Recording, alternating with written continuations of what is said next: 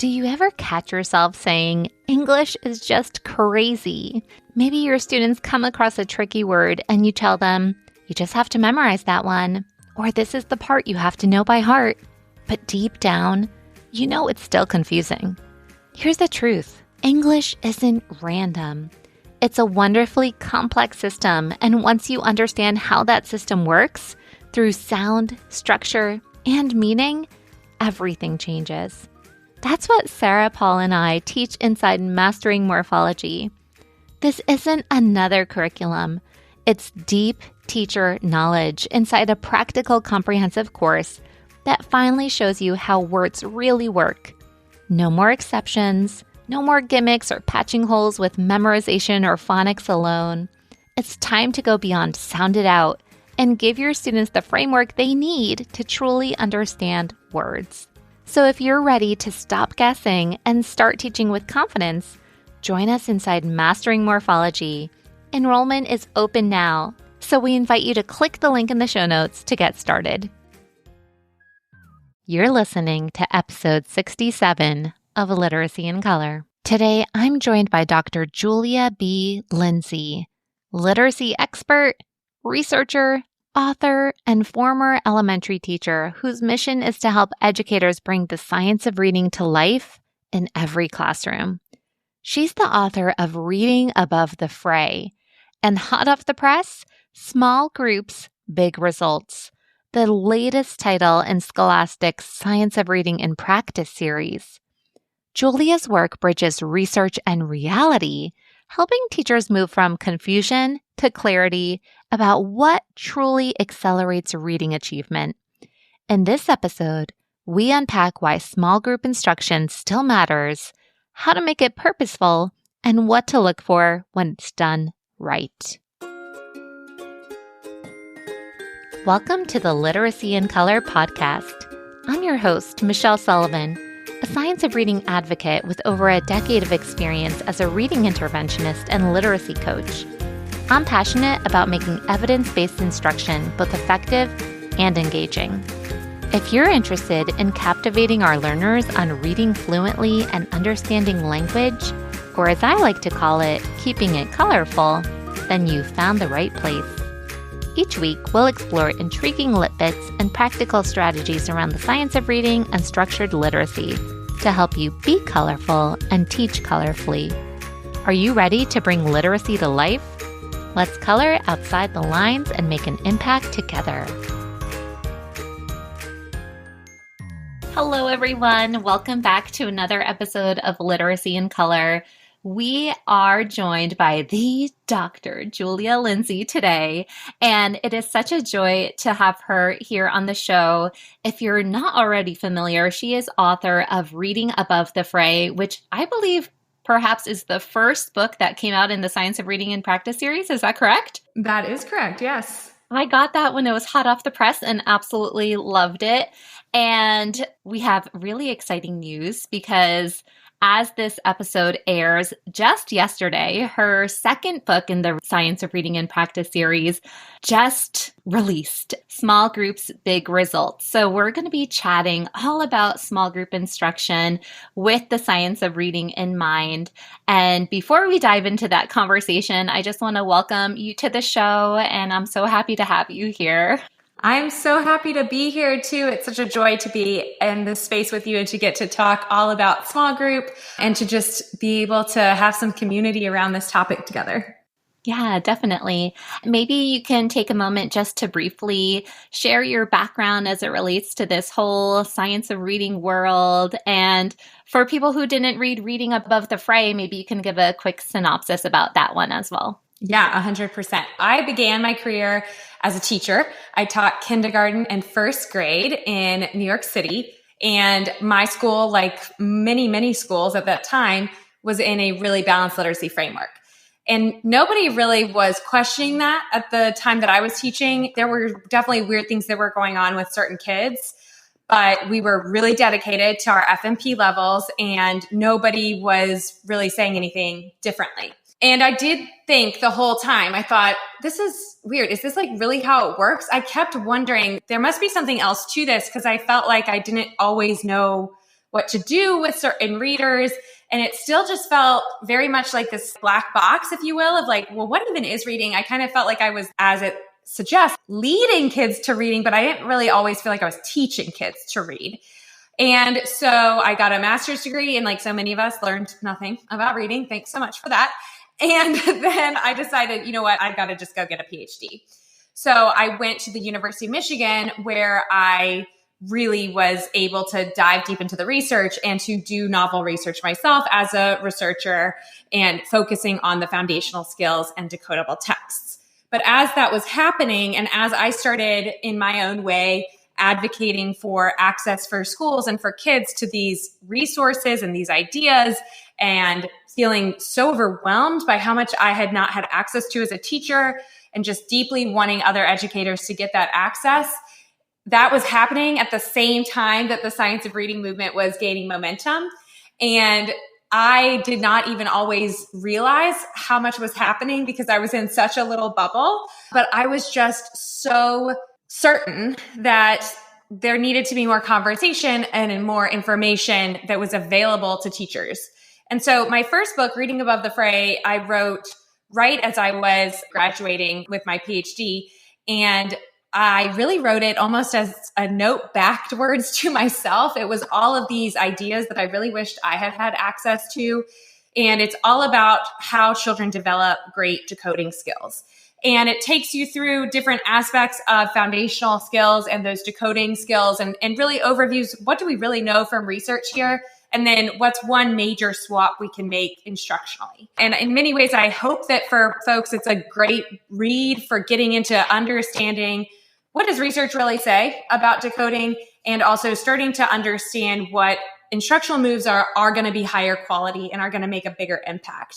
So I wrote that book and was crossing my fingers that it was going to help one teacher. That was my goal with the book. I kept saying to myself, if I could just help one teacher feel more empowered and more knowledgeable about the research than I was, to make a different decision the next day to help that kid who you have been question marking in your head all year, then that will make me really happy. And of course, the book did go beyond that, which was such a thrill for me. And it has been just the honor of a lifetime to be in a position now where I can help folks across the US and Canada, but also internationally, who want to transform literacy instruction by really leveraging the research. And so that's what my work is now. Now I work with districts directly, with other entities, and sometimes with the bigger speaking things to really talk about this and to problem solve and to say, well, how can we really use this research in a way that's actually getting into practice? What does it look like to really implement this? How can we solve the problems that come along with that by continuing to rely both on research, but also on reality and on the practical constraints that are with us in classrooms? So that's kind of a little bit about where I am now and the first book, to give you a sense of why I do what I do. And I think at the end of the day, it all comes back to, I just really want every kid to be able to say, I'm a reader and I can do whatever I want in this world because I have these incredible skills. And I want every teacher to feel like there's just no question in your mind about, is this choice that I'm making when I'm teaching reading going to be a good choice or not? I want everybody to feel like, I know that I'm making the right choice, and not question that, because I just questioned myself a lot, and I don't want people to feel that way. What a beautiful story. And you think about anyone who really goes into education and they have a heart for helping and for wanting to make an impact on kids. And no one wakes up and says, I want to ruin kids today by using faulty practices, right? But it's all about access to knowledge. And I love how your book offers those swaps, and I feel really fortunate to have had early access to your second book where you keep up with the swaps. And so maybe you can share what led you to writing Small Groups, Big Results. And was there something in the literacy landscape where you thought, wow, we really need to talk about small group instruction, and something about small groups really has to change? So I think that the biggest reason why I wrote this book was because this is the number one question I get asked. What am I supposed to do about small group? Everybody wants to know the answer to this. And I think that when we first, as a community of educators, really started grappling with a lot of the ideas that are within the research, especially about young children, the number one thing that came up was, okay, it's probably a good idea to leverage decodable text within your classroom. And a lot of times the time of day that might make sense would be in a smaller group. But beyond that, I think the conversation sort of stalled out. And I experienced a lot of schools where I would observe teachers and teachers would be only using decodable text in small groups, but they might be using it in the same exact lesson plan as a guided reading lesson. Or teachers who got rid of small group instruction entirely because they felt really uncomfortable about what to do. Teachers who are using all kinds of new materials and all kinds of new skills and strategies in whole class instruction and leveraging still a guided reading approach in smaller groups. And just a whole range of questions about, well, what are we really supposed to do with this particular tool of small group instruction? Is it still useful? What does the research really say about this? And I just kept coming up to that question. What am I supposed to do about this? What am I supposed to do about this? So I thought, well, we better talk about that. And we better help people feel confident about what it is that they can do with this big idea. Is it a useful strategy to use, or should we abandon it? And what aspects of small group instruction are worth preserving? So that was the impetus for the book. It felt to me it was the question that was heaviest on a lot of people's hearts about reading. Definitely. And you think about a balanced literacy model and you deliver that quick mini lesson for just exposure, and everyone is taught in small group and everyone is taught at their level.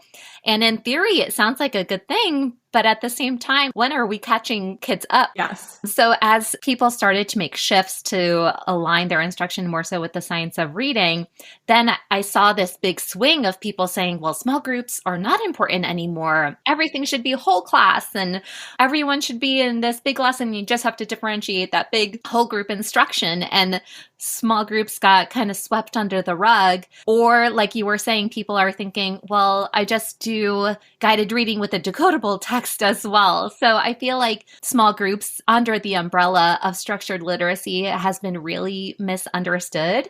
And obviously you're pro small group. I am too.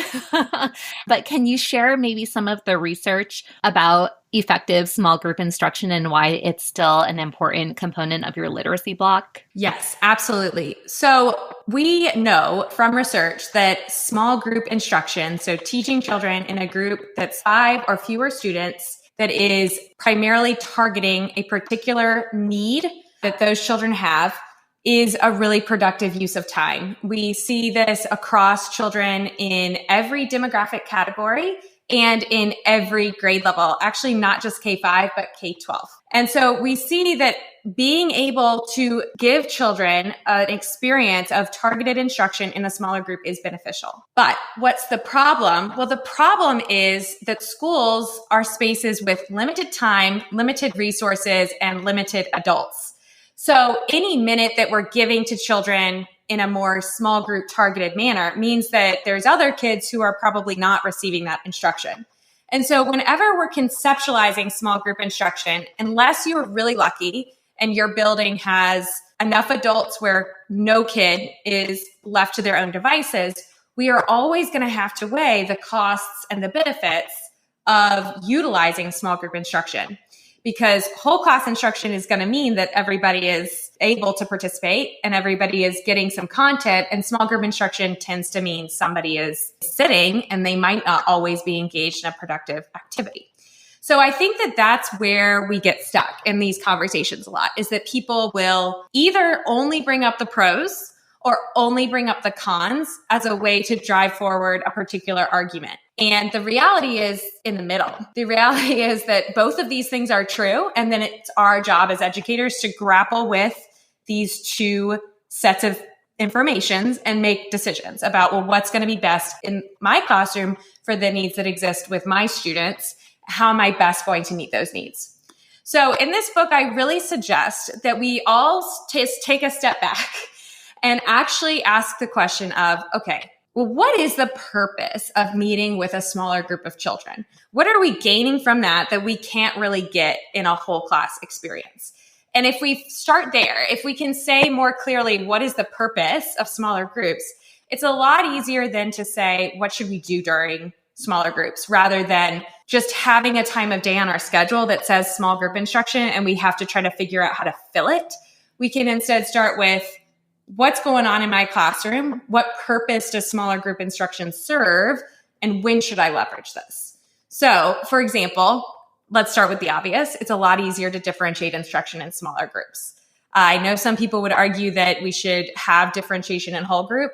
I do think we should do that, but I'm also a realist. And I myself taught in classrooms with children with extraordinary behavior needs, with extraordinary attentional needs, children with a huge divergence of skills in their abilities in reading and also in all kinds of other things.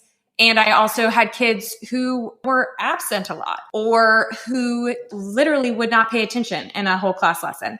And in order to ever have the opportunity to give those children what they needed, I could differentiate my pants off in whole class, but I probably was still going to need to try to meet with them in a smaller group so that I could hold them more accountable for the practice that they needed to get. So first things first, what's the purpose of a smaller group? Well, it really does help us differentiate and target instruction. Some other things that a smaller group helps us do are things like ensuring that kids are getting enough practice.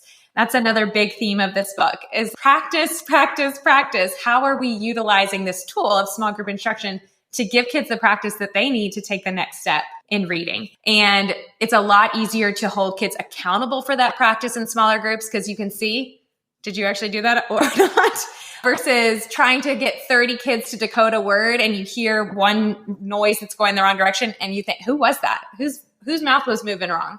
It's very hard to tell. And you can also give them targeted practice exactly where they're at. Some kids in your classroom might be working on consonant digraphs, while other kids might really be moving more towards working on fluency, and other kids might be all the way back in alphabet work. Those kids are going to need different things to practice, and smaller groups are going to allow us to do that. And along with that practice, smaller groups are going to let us give feedback during that practice, which gets lost all the time in whole or class environments because there's too many kids. But in order to become skilled, you have to have feedback. When we're acquiring skills, one of the key pieces of research-based practice is going to be the feedback that we give. So we need to give ourselves and our students a space where we're actually giving that feedback. So those are some of the purposes of small group instruction. And when we start there, then we can say, okay, across my classrooms, what needs exist that are best going to be met through this space that gives me the opportunity to target instruction and differentiate it, and then give lots of practice with feedback. And it's a lot easier to then say, oh, okay, so this kind of thing would make sense in that group. And this other kind of practice, maybe that doesn't actually make sense in the smaller group. Yeah, definitely. And one of the loveliest gems, there's many gems in your book, is that you actually give prompting language for every single routine, which I think is really helpful because oftentimes teachers hear this idea, give feedback, and they say, good job. And that really doesn't help anything. But when we're able to be specific with our language, and if they do something correct, notice and name it. If they do something wrong, then having the language to remedy the problem, I think, is really powerful. So those are really nice additions to your routines as well. I just had to note that. Oh, great. I'm so glad you like that. That is really awesome to hear. Every routine has their own prompts, and there's a downloadable prompting guide for every chapter on the companion website. And in some cases, I've even added a couple extra there to make sure that you have all the prompts you need to really target that particular arena of kids' reading development. I love that. And then maybe we can backtrack a bit about this whole notion of small group, because there are still in this climate so many teachers who are married to their guided reading and they don't want to give it up.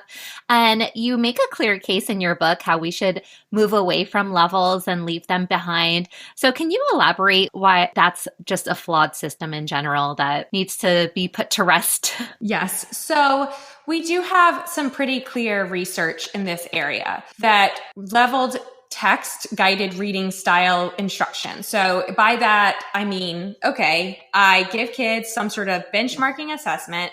I find out what their reading level is, and then I provide instruction in small groups that's one level above. And normally the focus of that instruction is something around some kind of lesson, maybe related to comprehension, maybe related to some aspect of word recognition. And kids are asked to read a text aloud, and I'm sitting there and supporting them through that. And that the theory is that that will then help them develop greater skill at that level, and then they will continue to level up, if you will.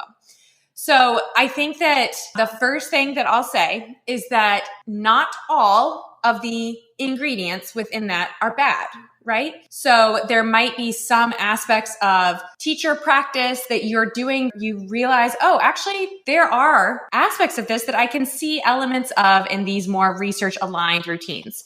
So it's not necessarily the case that every single thing you've ever said in a guided reading lesson is terrible. That's not necessarily true. It's almost certainly not true. But what is true is that that whole system is unfortunately propped up by inaccurate understandings of what research actually tells us about how kids learn to read. And so I think that the biggest thing to know is that ladder of level A to level B to level C doesn't actually exist.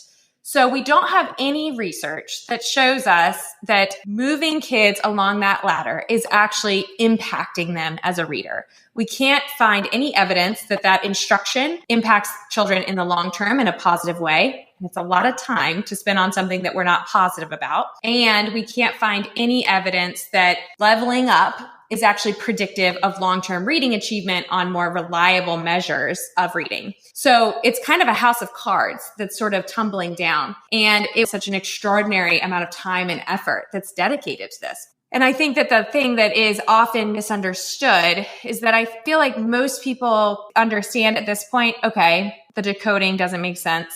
And it is true that we can measure a child's reading in a text of a certain level. And that gives us only about a 50% chance of guessing their accuracy in a text of the same level. So we can say that decoding, but the thing is, it's not just about the decoding. Comprehension also does not function the way these assessment programs insinuate. And so we really need to think carefully about how we are giving kids instruction that is or isn't related to what they actually need to move forward. And especially when it's taking up that much of our time and energy. So I would really encourage folks who are still leveraging that to kind of examine why. Because when I've spoken to teachers about this, the main thing that comes up is, I'm not sure what else to do. Or secondarily, they might say, well, I kind of changed what I do for decoding, but I need something to do for comprehension. So this is what I choose. And I would encourage you to take a careful look at that and consider how disconnected those experiences tend to be from what we know research says about comprehension growth, which is that it has to be deeply connected to building kids' knowledge. Normally, guided reading is kind of haphazard text selection. So it's not building kids' knowledge. It's not connected to our whole classwork. And though we want to leverage strategies in really reasonable ways that support children's ability to build understandings of texts, the way that we do that should not be like a strategy a week or a strategy a lesson, because we know from research that that's not actually how we build understandings of texts.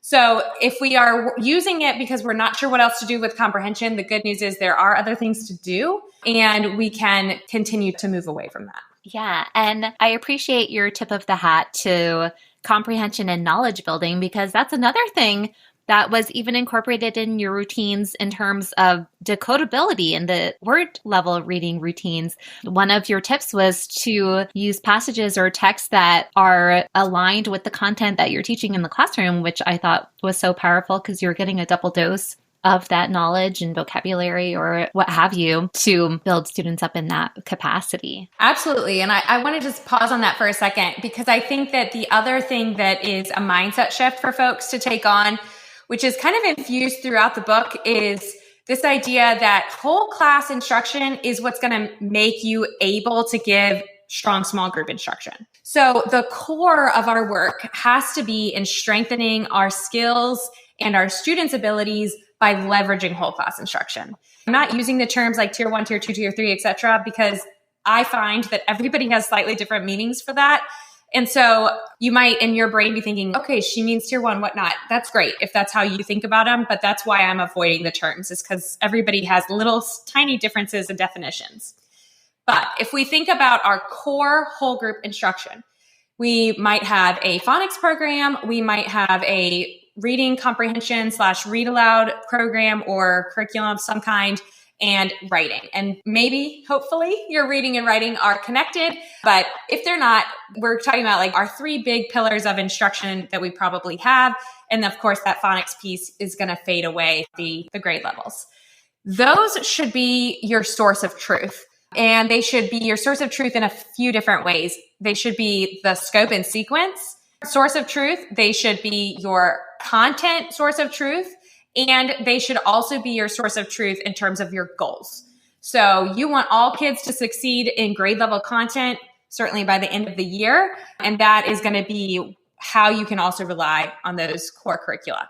And when those are your source of truth, and when you're thinking about how does small group instruction flow from this and contribute to children's greater access to these key content areas, and I would also include science and social studies there, then we can see these 2 elements working together. And that's where we can get this bolstered impact of our whole class instruction by leveraging small group for what it's good for, which is practice, which is targeting those needs, which is getting kids over those weird little humps that we see kids struggle with year after year, especially if we teach the same grade level, and then ensuring that they have continued high access to the content that we're studying in whole group instruction, instead of thinking about small group as kind of on its own train, which is another aspect that I feel like in my practice, this is how guided reading felt to me. It felt like it was an entirely separate train with its own scope and sequence, with its own books, with its own content. And when we kind of segment everything out like this and we send kids all these weird different messages about reading, it's much harder to create the conditions for growth. And it's much harder to say for sure, oh yeah, this is why I'm doing this, because I'm targeting this need that exists right now that's going to create better access in this whole class environment. So make those connections. That's one of the biggest things I want people to think about is how are all of these elements integrated throughout the day and throughout the year so that children can really succeed by getting these bolstered complementary experiences instead of a lot of discrete chaos. Yeah. And it's like a mindset shift, like you said in the beginning, understanding what is the purpose of small group in the first place. And It's not just this random block of time in your day, but you're using it with intention. And it doesn't mean that every kid needs small group. It doesn't mean every kid needs the same dosage of small group. And the way you organize your groups is going to look different throughout the year, depending on your needs. And you're really having a targeted approach. And that starts with your data. So essentially, we need to use data to drive our instruction, but we also need the right kind of data and not just a running record, right? That Correct. Is a little bit arbitrary when we're thinking about grouping students. So first of all, what kind of data should we be looking at in terms of making targeted small groups? And then how can we use that data to group our students? Great question. So we absolutely need to be using data for this purpose. The first reason for this is because sometimes our perceptions about kids' abilities are wrong, and we don't want to be in a position where we're relying on kind of what we feel like kids are up to. We want to be in a position where we are very clear about where kids' abilities are and the next step that we need to take with them. And data is one of the things that allows us to do that.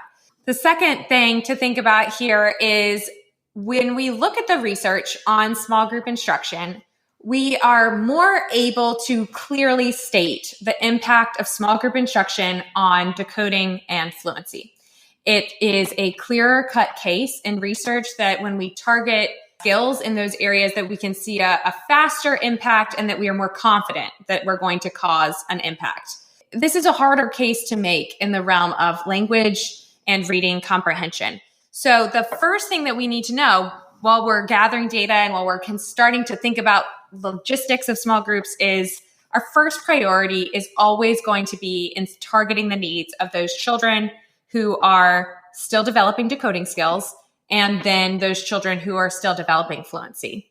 And if you are in a position where all of your students are beyond those stages of reading, you might not really need to leverage small group that much, because you're really not going to necessarily be leveraging it for its greatest purpose, which in the case of the current research we have is related to decoding. It is absolutely the case that we are still building research in this space and that new information is coming out, but that's what we know for now. I will say that I am in some ways excluding English language learners for a moment from the conversation because we know that they are likely to need additional language supports. And some of those are excellently done in a small group environment. So we, first of all, thinking about, well, what are we even looking for in terms of our data? And so we're going to be looking across those areas of reading. So we really want to be thinking about beyond having a really good screening tool that your school should purchase for you, or at least tell you which one to use, that tells us who's at risk in our classroom and who's probably going to need additional support outside of our room, outside of just you, in order to meet their maximum potential in reading.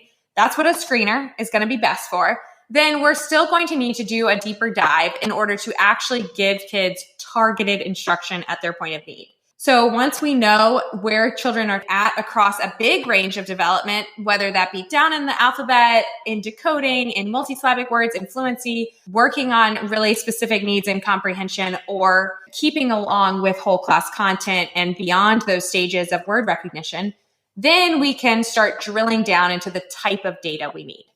And the type of data you need is that you really need to understand, do kids know what you're teaching whole class? And if not, where is it that they are getting stuck? So in the case of the alphabet, the most obvious one, give an alphabet assessment. Which letters do they know and not know? That's what we need to know. And then we can give targeted instruction on those letters they don't know. If we look further up around decoding, thinking about things like decoding inventories, to identify where on a scope and sequence children's skills are in decoding, thinking about using tools like weekly checks that are embedded in certain curricula, for example, in UFly, that give us information about this week, did kids learn what I taught or not, and how can you support them in more practice the next week? And in the sense of fluency, we're looking at the ORF, as well as prosody scales to understand, can kids read with adequate speed, and are they able to be showing expression? And finally, with some aspects of language and reading comprehension, we also can lean into trying to understand things like, can children adequately retell a text, understand the text structure, understand words that are given in context, understand complex sentences, and how are they kind of dealing with all of these within sentences, but also within texts. And so in the book, I have a whole chapter where I dive into some assessments for each of these. These books are short in the science of reading and practice. It's not like hundreds of pages of assessment information, but I hope that it's enough to get you started. And the thing about all of this is it doesn't have to be that you go out and you buy some additional assessment system. You don't necessarily need that if you have that really strong screening tool that you know who's at risk. Because this stage is actually, we really want to know who needs what next. And those questions are often best answered by very simple assessments, asking a child, can they do this? Yes or no? And sometimes you can even design those assessments yourself based on what it is that you're teaching. Yeah, that's really helpful. And I really love in the book how you gave some tips about data analysis and thinking about how you referenced the alphabet before. It's not about who knows the least amount of letters and who knows the most amount of letters and grouping them that way, but really which students are missing letter M and yes. grouping them that way to make sure, hey, at our small group, it's not that student 1, 2, 3 have 3 to 5 letters under their belt only, but we're looking at the specific letters they need. And I'm thinking about even in decoding surveys, sometimes it's like, all of these students are missing the vowel sound. It's not necessarily the skill. So to really look at your data and make sure that you're understanding the information and not just looking at what's right and what's wrong. 100%. And I think that this is another way that we can confront another kind of mindset swap to make, which is that we really want to make sure that we don't get into the habit of having a low group, a mid group, a high group. And we know from research that that does harm children's reading motivation. And we also know that that's not always what's going on. So having a group of the kids who don't know the alphabet, sometimes, yes, these are going to be overlapping groups, but sometimes they're not. Having the group of kids who, to your example, doesn't know the letter M, that's not quote unquote low. That's simply where those kids are at, the skill that they don't know yet. And then let's give them the instruction that they need to learn it. And if we are a little bit more targeted in our approach in that way, we can be more flexible in our groupings, and we can help children view these skills as things that they can all acquire rather than kind of starting to view themselves as a certain type of reader. Definitely. And I love how you just referenced flexible groupings as well, because traditionally, if a class of 24, you might think, oh, I have 24 kids, I can have 6 groups of 4 or 4 groups of 6. But really, I love how in your book you say students can be in more than one group, and it really depends on what skills they're lacking in and what you want to address. And I might see this student 2 different times for 2 different targeted interventions. Yes, I feel like sometimes we get in our own way about the way that we perceive small group instruction. So absolutely, you can have a student, say you have groups of students, we'll just stick with kindergarten examples, and you have some kids who are really struggling to solidify aspects of blending and segmenting. You have some students who need specific letters of the alphabet. You have some who need specific support in more handwriting formation, which don't get me started on how important that is, but do make sure that you are supporting into those kids' ability to pencil grip and to form these letters accurately. And we might have, instead of thinking about group A, group B, group C, you might have the group that meets to learn and compare, contrast B and D. Then you might have the group that meets that is working on forming letters that include straight lines. And then you might have a group that meets that is working on practicing some additional work in blending.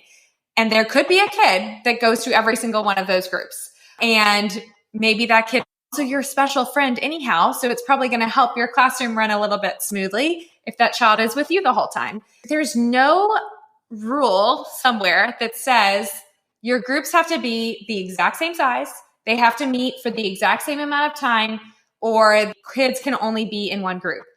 And there's no rule and there's no research that shows that kids need to be in centers or stations for a certain amount of time. So you might say, I teach kindergarten and I know that I have these needs that are going to be best met by having some targeted small group opportunities, but my students really cannot handle much independent time.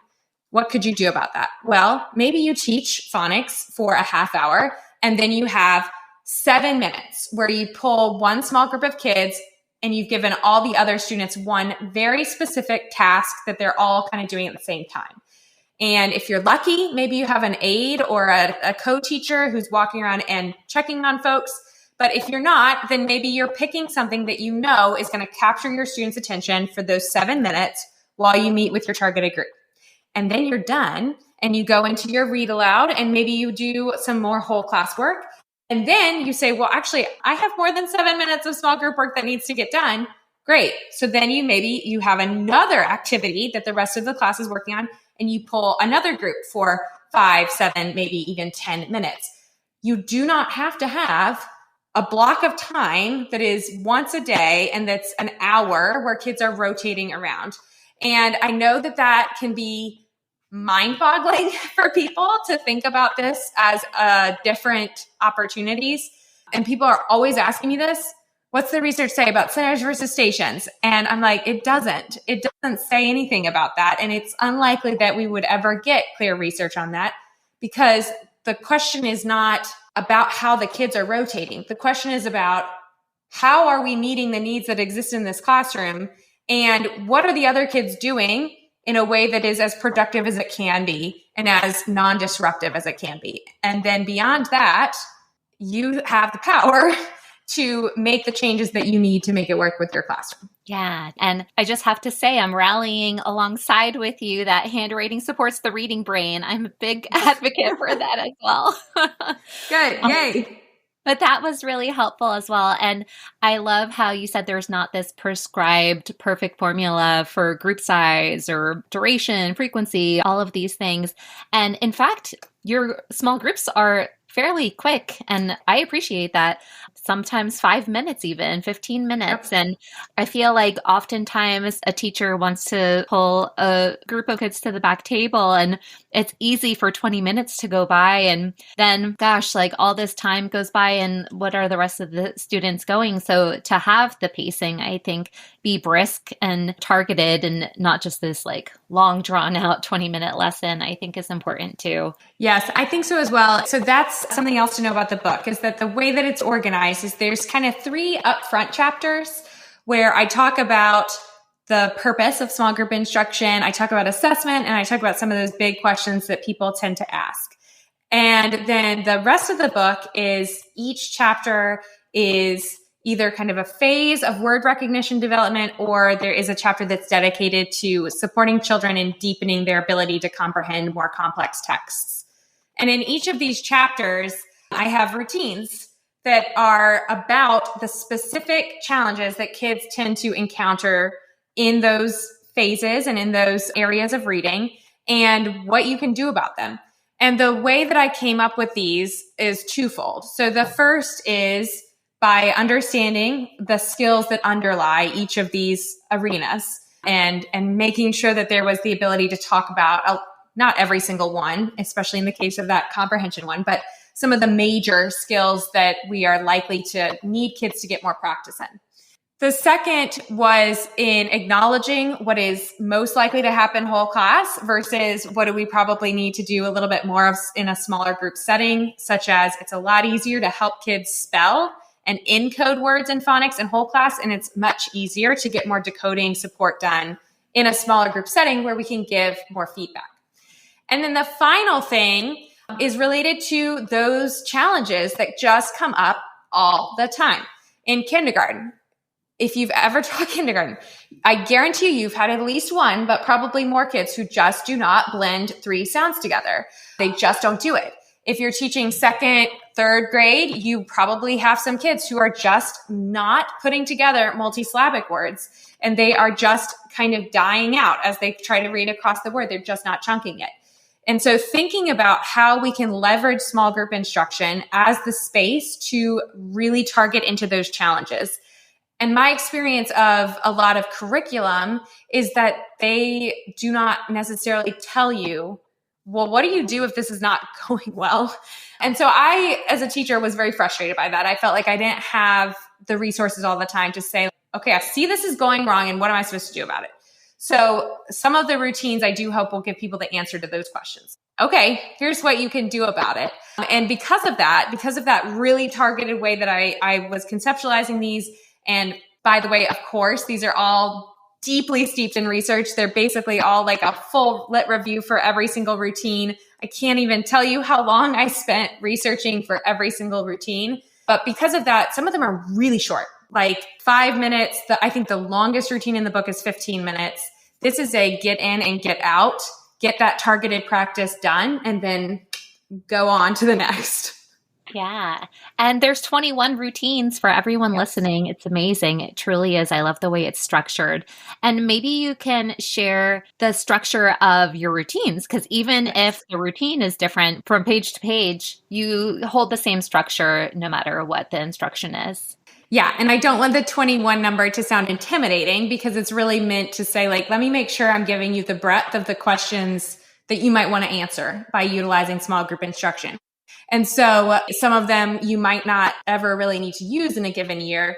And then others are going to feel very familiar. They're not all going to feel like brand new information. And many will, again, connect to things you're already doing in that whole class experience. So in that way, they won't feel brand new either. But all of the routines follow the same format. And that's because we know some stuff about reading, which is, what do you need to develop skills in reading? Well, you need the chance to have some distributed practice over time.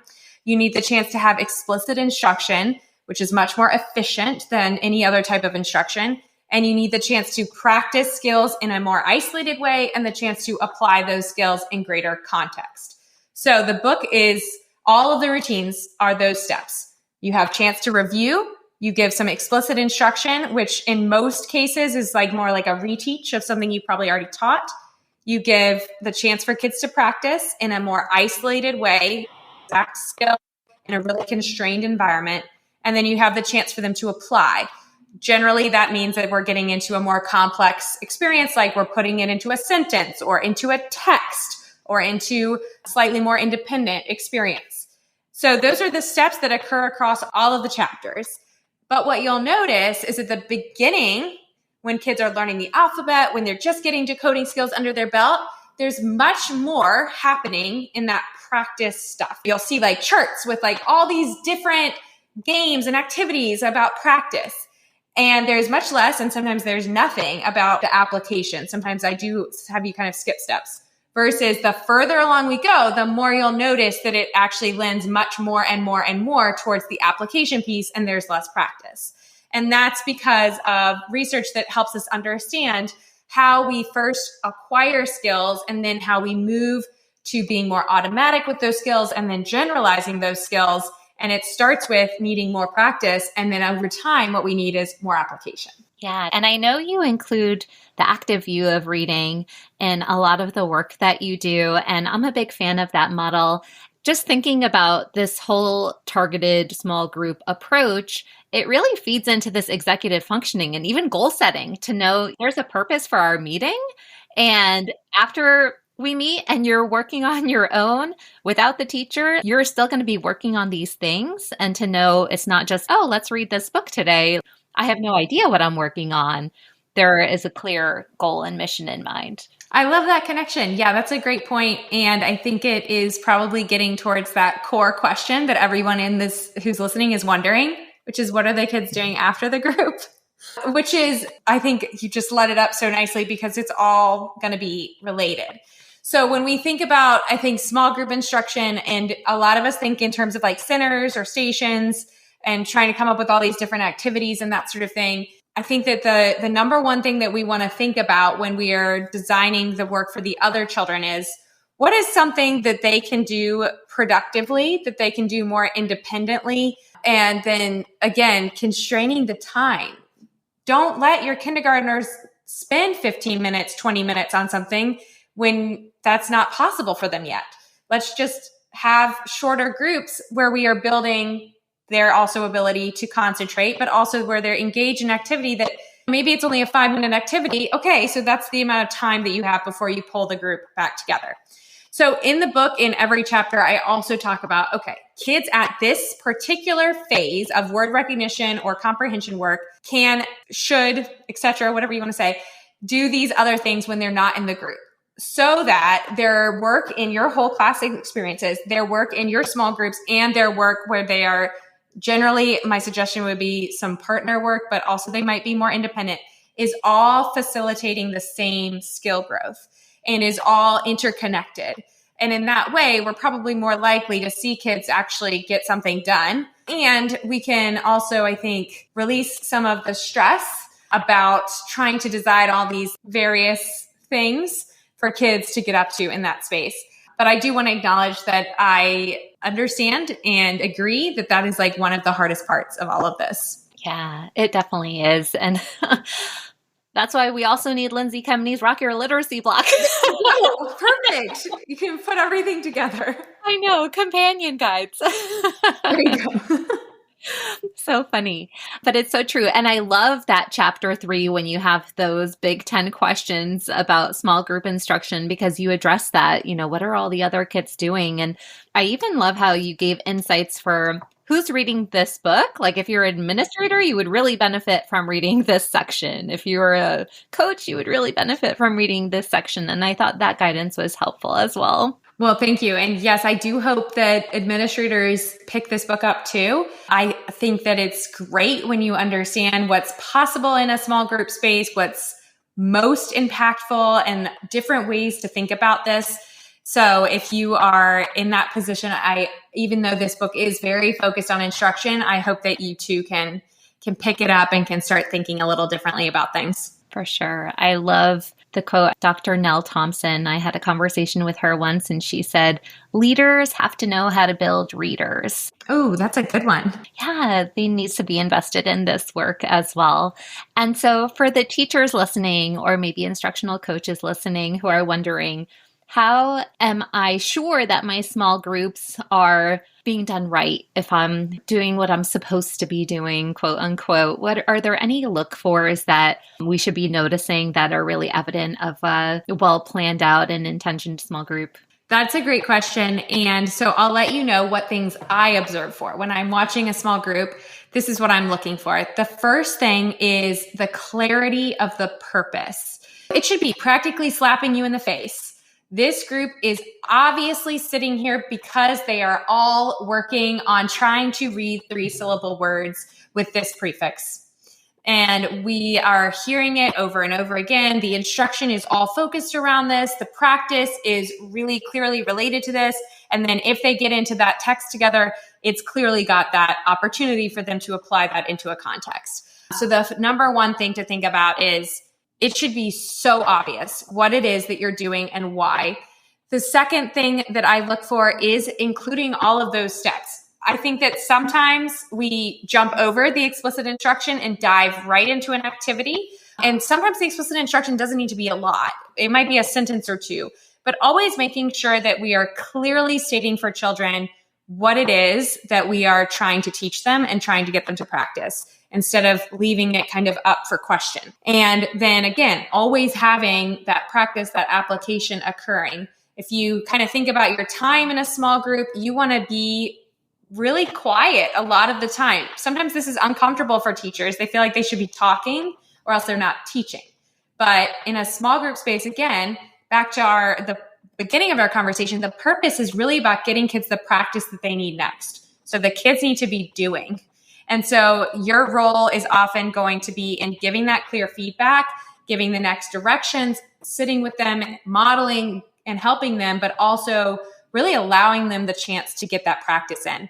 And so making sure that that is a hallmark of your small group instruction. And I think the last piece, the last kind of look for is that acknowledgement of how the data is driving instruction.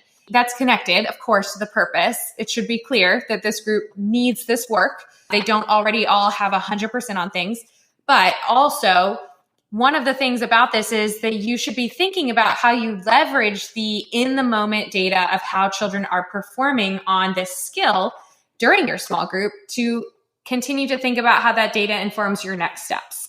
And we should be having a continual progress monitoring approach.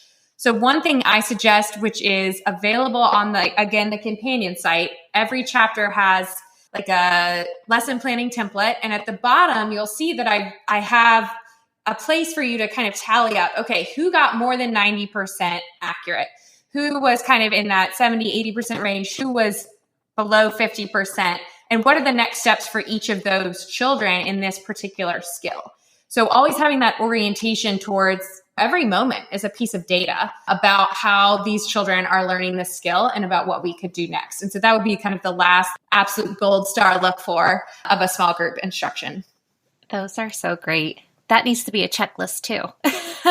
So true. And then as we wrap up this conversation, we've talked about some of these things throughout the episode, but beyond management, what kind of mindset shifts do you think would be helpful for teachers to have to really feel confident in their small group instruction and feeling that they're really moving the needle and not just going through the motions? Yeah, what an awesome question. So throughout the book, because I know how much everybody loved the swaps from reading above this fray, I tried to make sure that every chapter kind of ends with a swap that I want you to remember. And in some ways, you could think about this as a lot of times it's kind of like the big takeaway that I'm trying to get folks to think about throughout the chapter. And sometimes it's something that I really wanted to say and it didn't quite fit in with other places. But in all cases, these are more oriented towards mindset than anything else.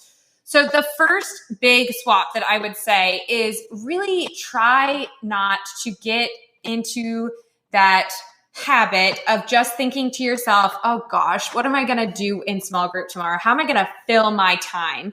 Because we are so used to thinking of small group instruction as a time of day, as almost like a content area in its own right, and it's not.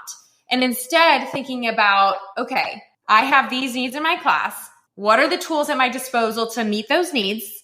One of those tools is small group. Where does that fit in? Which needs are best met there? And really trying to flip around how you think about this. Because if we just think like, what am I going to fill this with? That's when we end up unintentionally doing things that we're like, well, that wasn't that useful. Or like, that didn't feel quite right. Or nobody really learned from that moment. Or if you're like me and sometimes you have a lot of other stuff going on, you end up just like grabbing a random book off the shelf and crossing your fingers that it works for that group. So instead, if we're thinking about, all right, I don't have to leverage this in that way. I can leverage this in a way that is kind of creative if it's going to meet the needs of my classroom. The second big shift is, I'm stealing this from the TSA, but if you see something, teach something. And this is how I end the book, because I just really think that it's such an important thing to remember. There is no time like the present. We have this like wait and see kind of vibe around reading a lot of the time. And we do this in a couple different ways. The first, in assuming that kids will kind of grow out of things. They often don't. The second, though, is that we often like wait until we have more official data. We might say, oh, okay, like I feel like they're not like keeping up with these lessons. Well, I haven't done my next round of Ames Web, so let me just kind of keep them where they're at. No. If you see something, if you're noticing things, and again, I really recommend doing like weekly data. If you are teaching phonics and decoding, do something about it. Teach into it right then. Get that practice done then. And then you actually are in a position where you can prevent future reading difficulties because they never occur in the first place. Because you can fill in these teeny tiny little holes that might develop over time rather than having a massive crater later. Now, I can't guarantee you that that will work for every kid, but in doing this approach where we can fix it as we go along, we're a lot more likely to be able to do that. Amazing. And we need to turn all of your swaps into a desktop calendar because they're so good. I actually wrote one on a Post-it note already. I have it on my computer. Less fidelity to one program, more fidelity to children and data. And I was like, oh, just love that. Yes, I didn't even get into that one. But yes, my deep belief is that our jobs in classrooms is that we are beholden to our students and to what needs they have, and to in doing our best to use evidence-based practice to take the next step with those needs. And it's best if we have a really high quality program to support us in doing that. But reading word for word is not necessarily going to be the right move to support all students. Definitely. We need to be responsive to the kids in front of us. Yep. This has been such a wonderful conversation. Everyone needs to go wherever books are sold and grab Small Groups, Big Results, because it is just a gem. I think everyone will find it so valuable. And thank you for sharing all of your insights today. I feel like we could keep the conversation going and talk literacy all day, and I appreciate everything you have to share. For those who are just enthralled with all your wisdom, where can listeners connect with you further? Well, the easiest way is on my website, which would be juliablindsey.com. And there you will find also a link to my other website, Beyond Decodables, that houses some free content-rich decodable texts. But if you are someone who enjoys social media, I definitely invite you to join me on Instagram. I'm also at Julia B. Lindsey. Technically, I'm on Facebook and X, but I don't really do anything there. So if you like little snippets of research videos, then definitely find me on Instagram. But I do recommend that if you are not a social media user, you maintain your peace and don't worry about it. You can find that information elsewhere. Love it. And you have the best reels. I always love. Oh, thank you. I always love your little lit bits because they're always connected to the research and just super concise and helpful and really, really great. So if you love just a 60-second Julia Lindsey snippet, then you're going to love her books. So perfect. I love it. For coming on the show. Thank you so much for having me. This was such a pleasure. Thank you so much for tuning into Literacy in Color. I hope today's episode left you feeling both inspired and equipped with something new to add to your teaching toolkit. If you're enjoying this podcast, it would truly mean so much to me if you'd leave a 5-star review. It helps other educators find the show and join our colorful community. And don't forget to hit the follow or subscribe button so you never miss an episode. For more tips, tools, and resources, be sure to check out the links in the show notes at michelleandthecolorfulclassroom.com. Thanks again for listening, and I'll catch you next week. Until then, be colorful and teach colorfully.